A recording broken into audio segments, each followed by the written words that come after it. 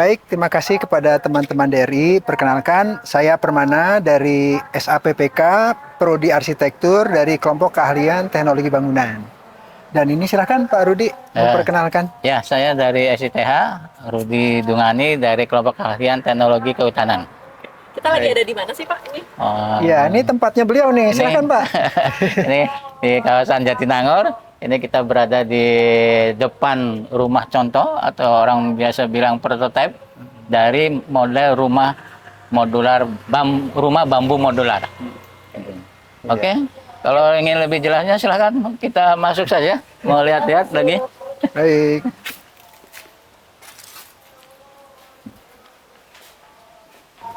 Baik Bapak, dari SAPPK sama SITH lagi kolaborasi bikin produk atau inovasi apa sih? Nah, iya dong, kita alhamdulillah sekarang sudah punya mitra dalam meriset. Sebelumnya kita ini meriset kayu ya, dan alhamdulillah sudah berlanjut sampai menjadi prototipe juga. Tahun ini kita kolaborasi dengan Pak Rudi dari STH, bagaimana rumah modular itu tidak hanya dari kayu tapi bisa dari bambu. Nah, ini yang menarik. Baik, jadi riset ini sebenarnya ingin menjawab hipotesa ya. Apakah bisa rumah bambu itu dikerjakan secara modular?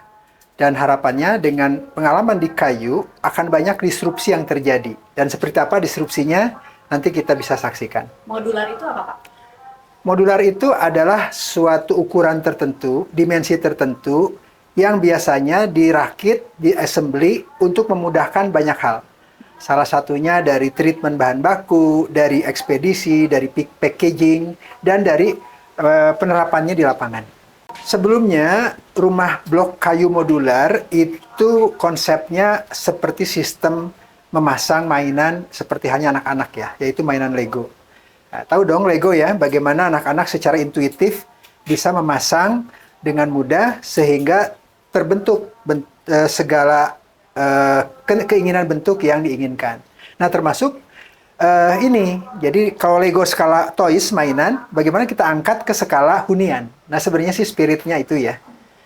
Nah, kemudian pada prakteknya tentu profilnya kita memiliki kekhususan, keunikan yang berbeda dengan profil dari Lego ya.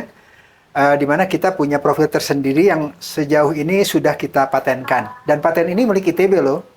Jadi ke depan kalau ini akan menjadi mass production ya, maka mudah-mudahan ini menjadi kebaikan juga untuk ITB di dalam mengenalkan karya inovasi sivitas akademikanya ke dunia industri maupun ke masyarakat luas. Oke. Jadi Pak Rudi dulu, Mang. Ya, jadi rumah bambu modular ini memang berawal dari bambu. Jadi kita tahu bahwa bambu ini adalah sumber daya alam yang sangat melimpah di kita, ya. Bayangkan tuh di setiap daerah di desa itu banyak sekali potensi bambu. Dan kita punya hampir 160 jenis spesies bambu. Dan itu bisa kita buat sebagai suatu material yang nanti kita gunakan untuk beberapa aplikasi ya penggunaan. Dan orang-orang dulu sudah banyak ya, orang bikin rumah dengan bambu, bikin apa dengan bambu dan sebagainya. Nah, ini kita coba karena bambu ini mempunyai keterbatasan pada dimensinya, karena dia kan bentuknya selubung seperti ini. Nah, ini kan sulit untuk memanfaatkan untuk bangunan-bangunan yang memerlukan dimensi yang lebar, yang tebal itu. Maka ini kita olah. Ya, kita bikin rekayasanya. Bagaimana rekayasa bambu ini untuk bisa memenuhi kebutuhan misalnya tadi dimensi yang lebar, dimensi yang tebal. Nah, sehingga ada teknologi yang kita sebut dengan laminasi bambu. Jadi laminasi bambu itu dari potongan-potongan kecil bambu, batang bambu ini kita potong, kita ambil bilahnya berupa seperti ini. Nah, kemudian kita rekatkan satu sama lain. Mau ke arah lebar ya kita buat lebarnya, ke arah tebal ya kita buat tebalnya. Ya, jadi kita rekat masing-masing bila-bila ini sehingga akan menjadi suatu yang material yang kita sebut dengan laminasi. Nah, ini namanya laminasi bambu. Nah, tentu ini kita sudah banyak sekali riset tentang laminasi bambu ya, tapi sebelum kita berkenalan dengan Pak Permana dari SPPK itu kita sudah bingung ini untuk apa? saya sudah buat laminasi ini, kemudian kita sudah uji ya bagaimana kekuatannya, bagaimana tarifnya, bagaimana keawetannya itu sudah kita uji. Tapi itu untuk apa ya? Sementara ini kita gunakan ya sebagai misalnya furniture atau apa. Nah, setelah kita ketemu dengan rekan kami di SAPPK, maka ini akan kita rekomendasikan bisa untuk suatu bahan bangunan. Ya, nah makanya terbentuklah ya rumah modular bambu ini, rumah bambu modular ini. Nah itu bahannya dari sini. Awalnya adalah dari bambu yang kita sudah buat ya, kita sudah riset bertahun-tahun untuk mengetahui apakah ini layak untuk dijadikan suatu bahan, terutama untuk bahan bangunan. Ini. Jadi elemen terkecil dari bangunan ini adalah komponen-komponen seperti ini. Ya, ada yang ukurannya 30 cm, ada yang ukurannya 60 cm. Kemudian dipasang secara silih berganti, zigzag, sehingga akhirnya membentuk interlock ya, secara horizontal. Nah, secara vertikal dia mengandalkan yang namanya friksi ya, sehingga dia punya kekuatan sekaligus fleksibilitas. Itu yang tadi dikatakan punya potensi sebagai sistem yang tahan gempa.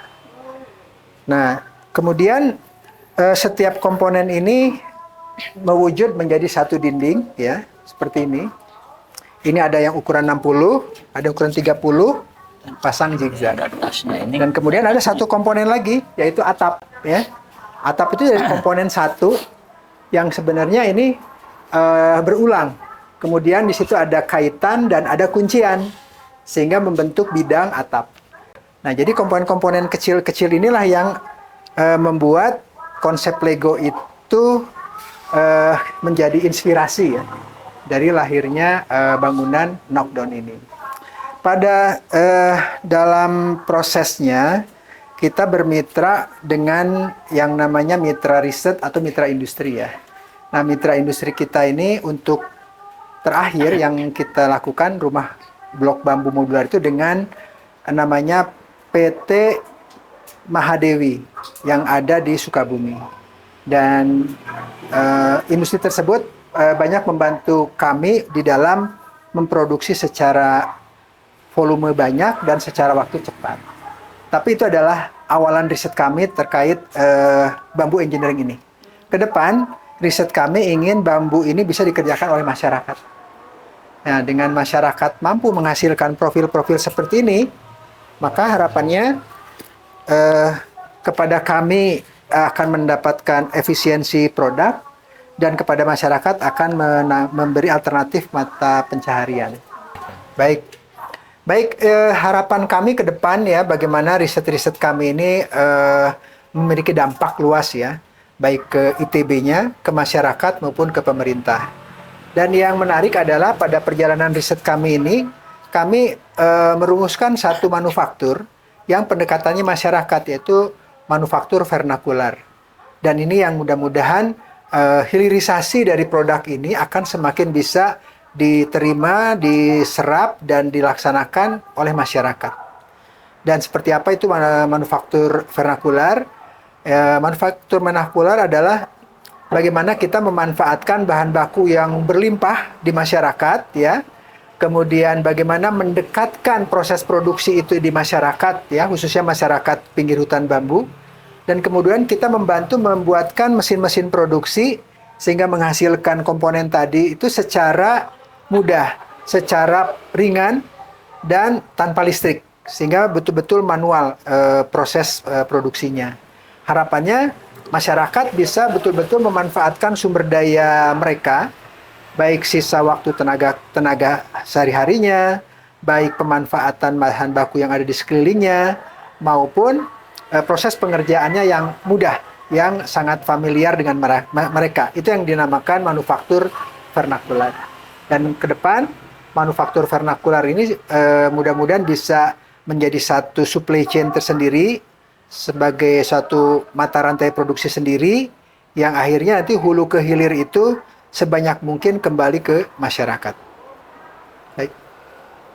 Pak Rudi mungkin mau nambahkan? Apa nanti di ini? Ya, jadi ini kita mungkin rencanakan dari materialnya ini kan material yang kita gunakan untuk model bambu modular ini itu kan pakai betung ya. Betung, kita tahu betung itu ya bambu yang paling bagus ya dari beberapa sifat mekanisnya, fisiknya, tapi di sisi lain dia ya lumayan, harganya lumayan ya, mahal juga. Nah, sehingga kita coba bagaimana dengan jenis yang lain. Misalnya kita punya banyak sekali jenis bambu. Misalnya ada bambu surat, bambu tali, bambu ampel, bambu mayan.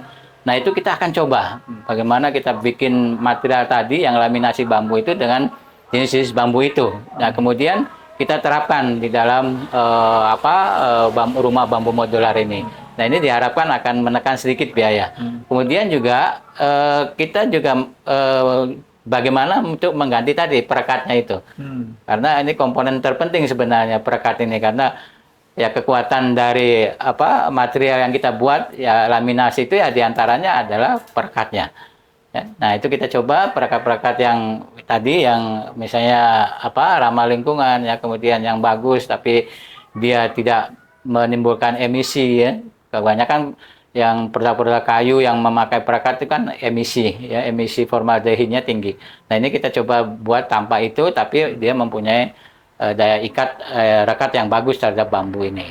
Nah, itu salah satu ya yang kita coba selanjutnya kita coba teliti ya bagaimana ini bisa kita buat material yang lebih murah sehingga nanti mungkin dalam penerapannya pun secara keseluruhan bangunan ini atau rumah modular ini juga jadi murah kan akhirnya kan ya, minimal seperti itu.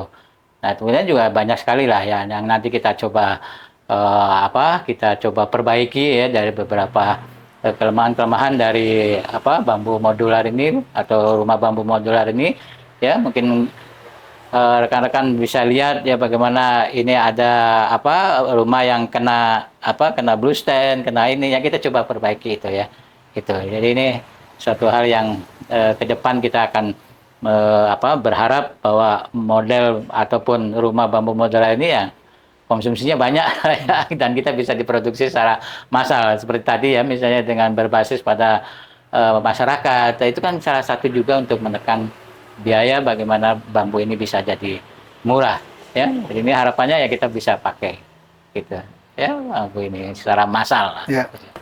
Baik, untuk closing statement ya, ada 3 aspek yang ingin kita sampaikan. Yang pertama, riset ini di ITB memungkinkan terjadinya kolaborasi riset antar fakultas.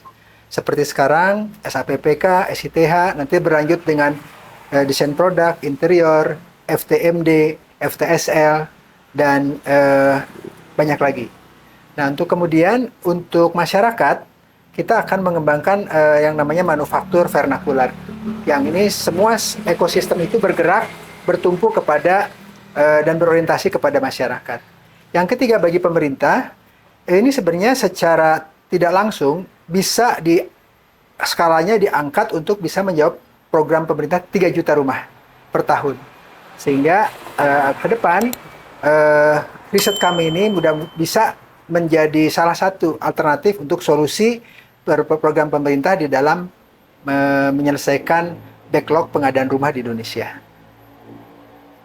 Jadi kesimpulannya memang pemanfaatan bambu akan lebih masif lagi ya. Dimana sementara ini kan mereka para masyarakat yang punya bambu hanya digunakan untuk aplikasi apa saja ya, dan sekarang coba kita buat untuk bangunan rumah. Jadi optimisasi penggunaan bambu jadi lebih baik lagi di masyarakat. Dan ini mungkin saja akan memberikan peningkatan ekonomi mereka gitu kan ya, dengan adanya teknologi rumah bambu modular ini. Dan kemudian yang terpenting lagi bahwa kita ingin ya semua konsep kita yang ini walaupun berjalannya dengan waktu yang lama, mungkin ini menjadi suatu konsep yang semuanya berasal dari alam, ya, semuanya dari bambu. Ya, coba bayangkan kalau misalnya rumah ini semuanya dari bambu, ya, baik itu bahan bangunannya, nanti tempat tidurnya, kasurnya itu dari bambu semua, meja piring, meja makan, meja piring, sendok semuanya dari bambu. Nah, itu kan perlu ada multi disiplin, kolaborasi yang multidisiplin yang tadi sudah disampaikan ya, itu dari FSRD, dari beberapa macam multidisiplin yang ada di ITB. Nah, ini diharapkan semua berperan untuk bisa memberikan suatu solusi bahwa rumah ini merupakan model rumah ini merupakan solusi, salah satu solusi dalam pemenuhan kebutuhan rumah di Indonesia. Gitu. Yang murah, ramah lingkungan, dan terjangkau. Ya, gitu. Baik. Oke, terima kasih. Oke, dadah. Terima kasih. Oke.